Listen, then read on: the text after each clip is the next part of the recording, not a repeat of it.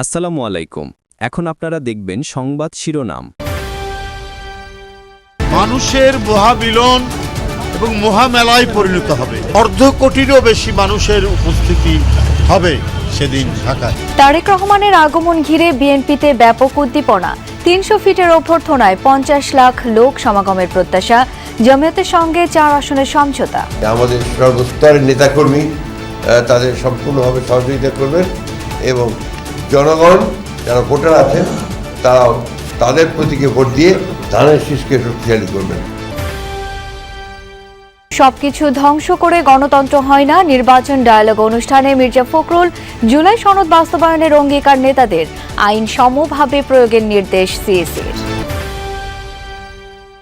দিল্লি কলকাতা বাংলাদেশ মিশনের সামনে কট্টর হিন্দুত্ববাদীদের বিক্ষোভ। ভারতীয় হাই কমিশনারকে ডেকে গভীর উদ্বেগ ঢাকার। ঘটনা তদন্তের আহ্বান। এই জলবায়ু ঘটনা ঘটে এবং সেখানে গভীর উদ্বেগ প্রকাশ করা হয় এবং তারা আমাদেরকে আশ্বস্ত করেছেন যে এরকম তারা যথাযথ পদক্ষেপ নেবেন। গুম নির্যাতনের মামলায় ট্রাইব্যুনালে শেখ হাসিনা সহ ১৭ জনের বিচার শুরু। অব্যাহতি চাওয়া সেনা কর্মকর্তাদের আবেদন খারিজ।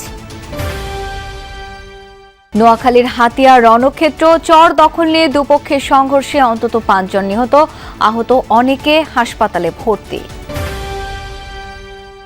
আসসালামু আলাইকুম। এখন দেখবেন সংবাদ বিস্তারিত।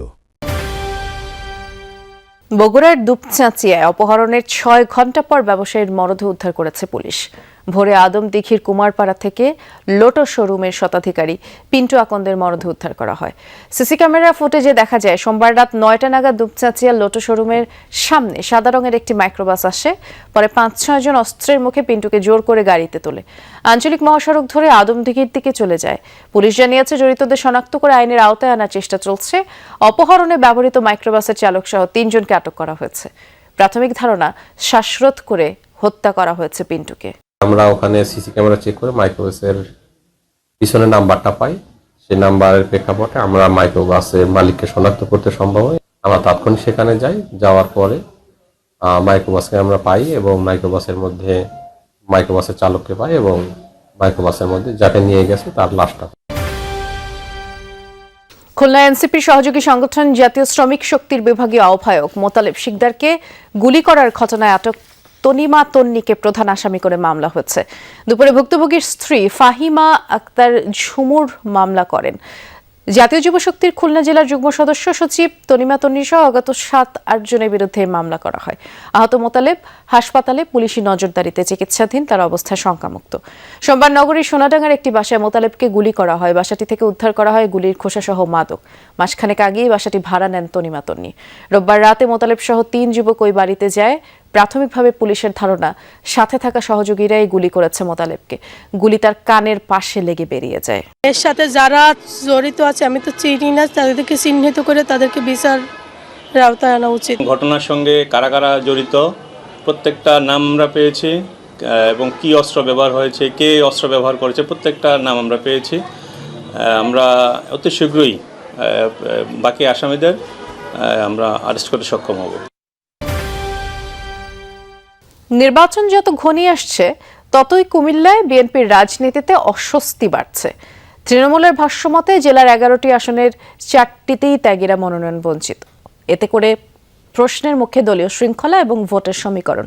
স্থানীয়রা বলছেন বিএনপির এই বিভাজনের সুযোগ নিচ্ছে জামায়াত, যদিও তা মানতে নারাজ বিএনপির মনোনীতরা। নির্বাচনের তফসিল ঘোষণার পর থেকেই কুমিল্লায় স্থানীয় বিএনপির নেতাকর্মীদের মধ্যে স্পষ্ট হয়ে উঠেছে বিভাজন। 11টি আসনের মধ্যে 4টিতেই রয়েছে একাধিক মনোনয়ন বঞ্চিত প্রার্থী। তৃণমূলের কর্মীদের শঙ্কা, ত্যাগীদের মনোনয়ন না দেয়া কেন্দ্রীয় সিদ্ধান্তের অসন্তোষ এবং নেতাদের অভ্যন্তরীণ দ্বন্দ্বের প্রভাব পড়বে ভোটে। এখন একটি প্রশ্নই জনমনে, এই বিভাজনের দায় আসলে কার? জনাব মুবাশশির আলম ভূঁইয়া 1500টি মামলা তিনি মোকাবেলা করেছেন, নেতাকর্মীদের খবর নিয়েছেন। যারা আজকে নমিনেশন পেয়েছেন তারা আওয়ামী লীগের দালালি করেছেন। বিএনপির পক্ষ হয়ে বিভিন্নভাবে নমিনেশন পেপার কিনতেছে। তাদের কিনাতে বিএনপির আসলে ভোটগুলা যেভাবে মনে করেন যে ভাগ হবে, আর ওই ভাগের মাঝখান দিয়ে জামাত এবং এনসিপির তারা অনেক সুবিধা লুটে নেবে। জামাত যে ধর্মের নামে যে অপরাজনীতি করে, জামাত যে ধর্মের নামে জান্নাতের টিকিট বিক্রি করে, কোরআনের অপব্যাখ্যা করে, রাসূলের আচরণের অপব্যাখ্যা করে, এটা এলাকার মানুষ খুব ভালোভাবে জানে। আবেগ করে আমি এটা মনোবল কিনছি, কিন্তু এটা আমার কিনা ঠিক হয়েছে না। কিন্তু আমি এটাই বলি, ইয়েসি সাহেব যদি কোনো রকমে, আমি যে আল্লাহ জানে নমিশন বদলাবেন, আমি যদি জানি। নোয়াখালীর বিভিন্ন স্থানে ব্যস্ত সড়কের একাংশ দখল করে দেদারসে চলছে বালু, পাথর, ইটের ব্যবসা। এতে যান চলাচল বিঘ্নের পাশাপাশি দুর্ঘটনাও বাড়ছে। অভিযোগ রয়েছে দীর্ঘদিন ধরে এমন অবৈধ কার্যক্রম চললেও নজরদারি নেই প্রশাসনের। নোয়াখালী চট্টগ্রাম মহাসড়কে নির্মাণ সামগ্রী রেখে চলছে ব্যবসা। 4 লেনের এমন চিত্র নোয়াখালীর বেগমগঞ্জের। শুধু এই উপজেলাই নয়, পাশের সোনাইমুড়ি ও সদর উপজেলার চিত্র একই। ফলে চলাচলের সমস্যা হচ্ছে 3 উপজেলার প্রায় 14 লাখ মানুষের। কিছু ব্যবসায়ী, অশুদ্ধ ব্যবসায়ী বালু, কণা অনেক কিছু ফেলে রাস্তা ভর করে ফেলছে। আমি রাস্তার উপর দিয়ে আসা লাগছিল, তো আরেকটা গাড়ি আসে আমাকে ধাক্কা দিয়ে অ্যাক্সিডেন্ট করে দেয়। আমরা চলাফেরা করতে পারি না, কি জানি গাড়ি ঘোড়ার ভয়ে আমরা অন্য জায়গা দিয়ে হাঁটতে হয়। সাধারণ মানুষ তো আছেই, সড়ক দখলে নিয়ে এমন ব্যবসার বলি হচ্ছে স্কুলগামী শিশুরাও। রাস্তা শুরু হয়ে যাওয়ায় প্রায়ই ঘটছে দুর্ঘটনা, এমনকি ঘটেছে মৃত্যুর ঘটনাও। গত বৃহস্পতিবারে একজন ছাত্র অ্যাক্সিডেন্ট হয়েছে, এখন আমরা ভয় পাইতেছি। রিক্সা আমাকে মারে দিয়েছে, পরে আমি এখানে ব্যথা পেয়েছি, আবার হাতের এখানে ব্যথা পেয়েছি। আমাদের আসতে অনেক কষ্ট হয়, বাচ্চা পোলাপান নিয়ে আসতে কষ্ট হয়, বাচ্চা পোলাপান অ্যাক্সিডেন্ট হয়। আমাদের একটা ছাত্র মারা গেছে।